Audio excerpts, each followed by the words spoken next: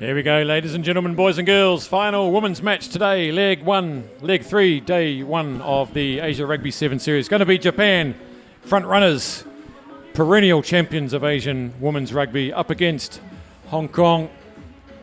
Earlier today, Hong Kong defeated Sri Lanka 29-0, and Japan beat Korea 46-0. Some big names there, aren't they? Household names almost. Nakamura and number 1. Pativa Kalolo was good in their opening game. Honoka Susumi, 14 tries on the series, but just strength across the park. Hong Kong skippered by Natasha Olsen-Thorn, and a real group of young, dynamic players coming through now.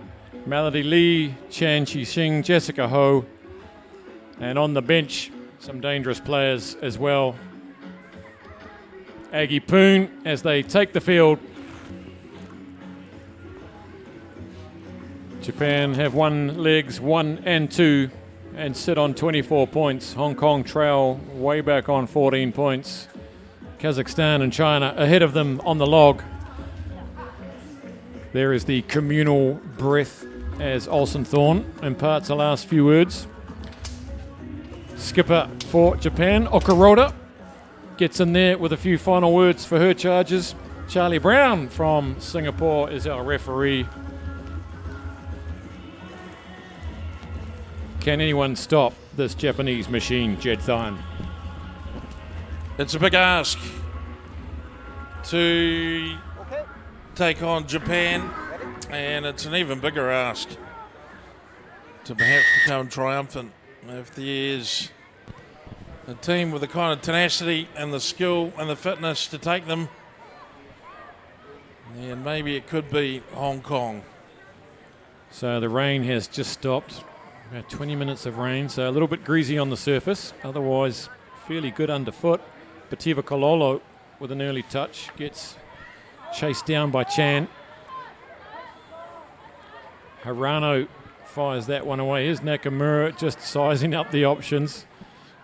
Shotsfold smile on her face as she tries to head Nakamura off at the pass there. Here's Okuroda, the skipper, surging forward now. Here's Hirano. This is Tateyama. Ridden to the ground by Kwong and Chan. Tanaka. Here goes Okuroda again. Olsen-Thorn just struggling to get her down. That's the sort of run you usually see from Olsen-Thorn. They're on the front foot now. Nagata. Back to Hirano. Here's Susumi. Hasn't got herself yet on the score. I think she might have scored 1 in the opening game. Okuroda, what a swerve, straightening. And the two skippers come together. But there's only one smiling, and it's Yumi Okuroda. Gives it the heart shape. Second try of the tournament. And that was just good, patient, workmanlike effort down the field from Japan. Well, they use the width of the field beautifully, Japan. Always keeping the ball in hand. And Chong Ka-Yan is the kick. Doesn't threaten the scorer. Chong Ka-Yan just getting caught out in the sweeping. She came back on the inside. Look at that change of line. And Chong beaten. Olsen-Thorn gets across to affect the tackle and keep the angle out wide. But in the end, the Japanese are able to pick another hole open in the defence. Doesn't score a lot of tries, Okuroda. She's more famous for her restarts. There is one. Just goes to 10, and Anguishling Kwong there takes it right on the 10 and can't take it. So a scrum to Japan. Yes, there are much more celebrated try scorers in this Japanese side than Yumi Okuroda. She chips in. Usually one of the highest scorers through her conversions. Straight behind the scrum is Susumi. This looks dangerous. You have to hold the position. You have to hold your weight. Okay? Pativa Kalolo is out to the left, not the fastest player. And to the right is Emi Tanaka. Which way will they go? Looks like they're going left. Here comes Susumi with a head of steam on. That's a good tackle from Olsen-Thorn. Had to be made. big fend up high as Melody Lee comes in to finish off that tackle of Tanaka. Okaroda again getting himself involved. Bativa Kololo, Hirano and Susumi, they love to pair up and cause havoc for the opposition. Look at Nakamura, no one held her. She gets down, she gets up again and just trots it under the post there as Chong Ka-Yan comes off, but she's a wily character, isn't she? You need 2 or 3 players on her at all times. Well, the awareness of Nakamura, that's the difference, isn't it? It's the split-second decision-making ability as Japan add the 2. A 7-point play. And they're 12 up. Look at this. Into the contact. Now, where there's no one in front of her, Colleen Tushfeld, well, even she got caught by surprise there. The pace and execution, the speed, not just of the thought, but of the action. Terrific play by Nakamura, and Japan step in with a second try. They've opened an early wound, 12-0. Here's Melody Lee. Hirano there. Look at this defence just piling through there. That time not keeping their feet. Look at this from Chong. She's going to go all the way, is she? What a run from Chong Ka-Yan. Unbelievable. What a fantastic effort from Chong. Good vision and gutsy as you like. And isn't she over the moon? Well, tireless worker in defence. She has got a killer tackle, this girl. And you don't often see her get on the attacking front foot much at all. But repaying the belief of the selectors as Hong Kong had the 2. And they're still in contact, Hong Kong. It's a spectacular effort. Look at that. She knew right from the word go. She's pulled a Nakamura on the Japanese. And even Susumi, as quick as she is, knew that she was beat. That's an important score for Hong Kong, not just to keep in this game, but for their own confidence levels. This young side, any score against Japan is a shot of encouragement. Nakamura, mistake from Hirano, slippery ball.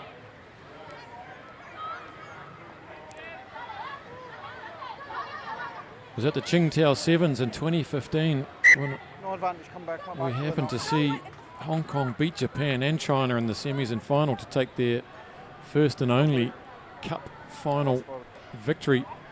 Sensational tournament for them back then.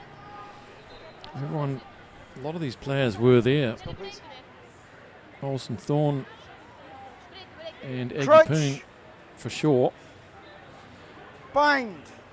That seems like Set. a long time ago. Jessica Ho gets it out to Chosfold. Olsen Thorne hesitates as she is always going to come into the defence on a straight line. Roll away. Not rolling away, says Mr. Brown.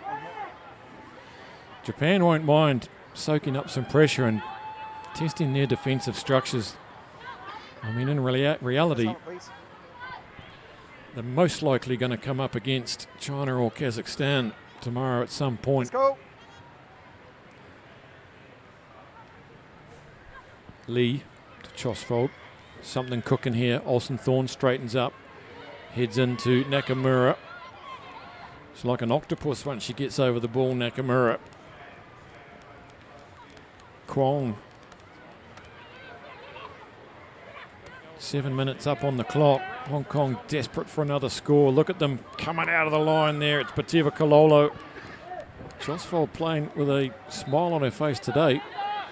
Or is that a grimace? Okaroda comes out and forms an arc there. Forces them back on the inside. She tries to wriggle away, but that's a fruitless wriggle.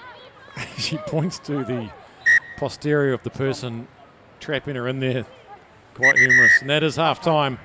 Japan will take the 12-7 lead into half-time. Good half of rugby for both sides, really. Hong Kong putting the medal on Japan, making them work hard here in this slippery surface at the racecourse.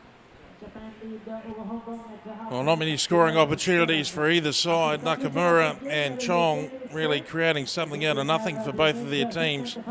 Half-time score of 12-7 indicates a close affair. And I think here in the commentary position we're in total agreement as we watch this opening score. Okaruda, it's that line back, and they used a lot of continuity to open up Hong Kong there.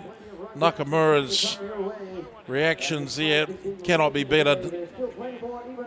And it looked like Japan might be able to grab control of this early. But Chong Kei-Yan, oh, look at that. Look at the absolute determination on that face. She wanted that score badly for her team, and she took it. A great score and converted. And Hong Kong hot on the heels of this Japanese side. We'll see who's got the deeper pockets though going into the second half. We know that Japan have superb fitness and they've got great strike power. But what about the tenacity? What about the never say die attitude of this Hong Kong team?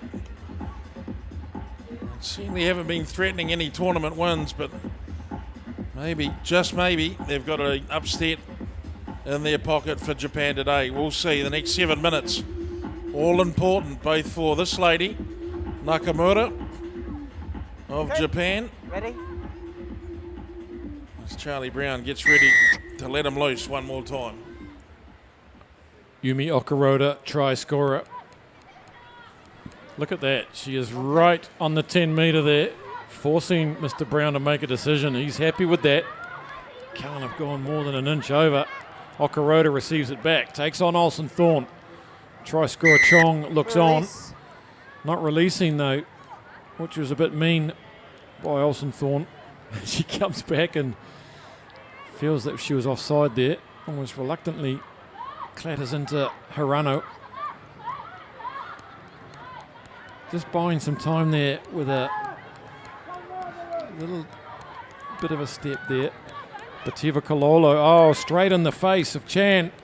And that's a brutal miss. That's going to cost Chan and Hong Kong 4 points. And those are tough, aren't they, when they just happen so quick. You come flying in.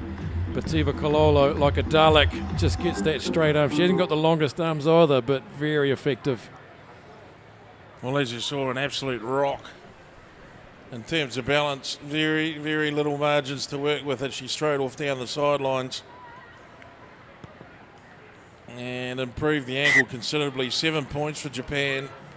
That's a mighty blow on Hong Kong. The sort you'd expect, and they worked it round in the end. Nakamura let it loose. And, well, that's just class finishing at the end of the day. Hong Kong defender actually had the ball carrier covered.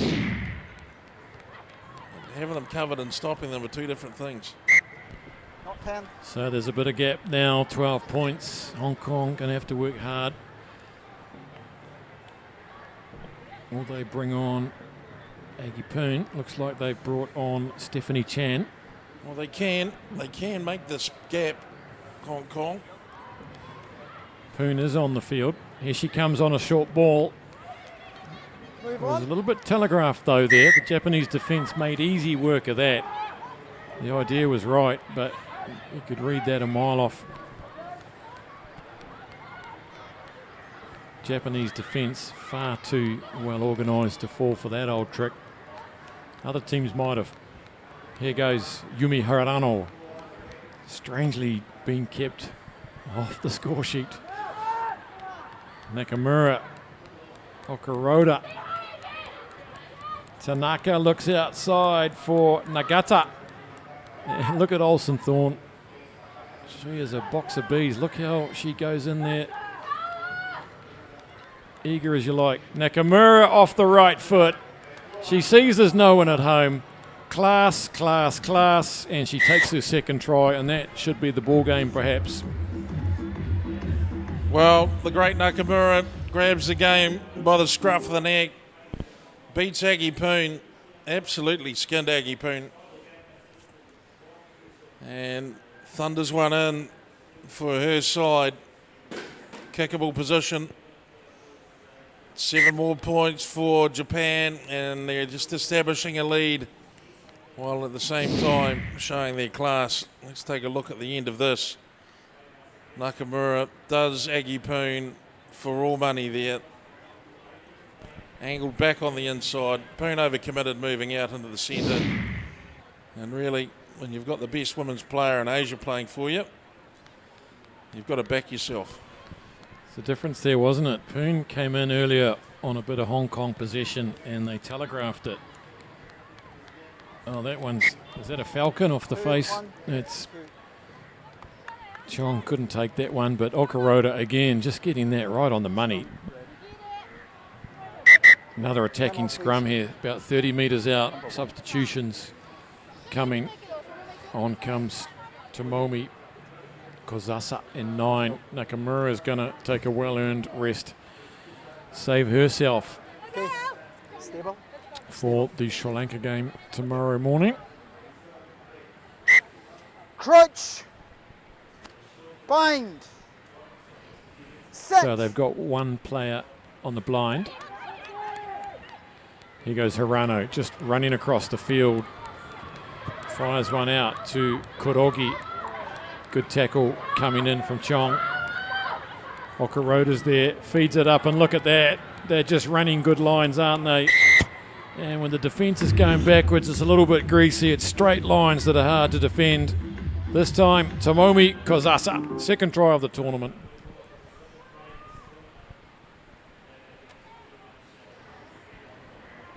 Oh, Japan, terribly efficient. The way they score tries, it's just good, smart play. The conversion attempt now is away, so only the 5 points stand for Japan there. As we just take a look there, Chong and Rudy made a good tackle. She's tried to make another one, but in the end, and that's the one thing about Japan, is there's no verboseness about the way they take their scores. They get to the line, and if they're clear to go around and make the angle better, they'll take it. They back themselves to score tries. Just a couple of inches short on this occasion, the restart. And look how they've gone from a slender half-time lead. Now they're blowing out to 31-7. Coming up to the final minute. Lindsay Vardy's on an 8. An author. New author in town. Vardy on the wraparound. Stephanie Chan there gets taken, chopped down by Kurogi. Yuki Ito just throws that wildly, knowing that someone will pick it up. It's Hirano. Okaroda with the offhand release. Difficult one to pull off. Ito gets the attention of Vati. Nagata. Here's the last try scorer, Kozasa. Roll, please. Just eating up the time here. 0-0, the earlier result between Kazakhstan and China. So interesting matches tomorrow to see who will face Japan and who will miss Japan in the semi-finals. Spell a death knell. Well, considering the result from Korea, it's a good turnaround for China against Kazakhstan.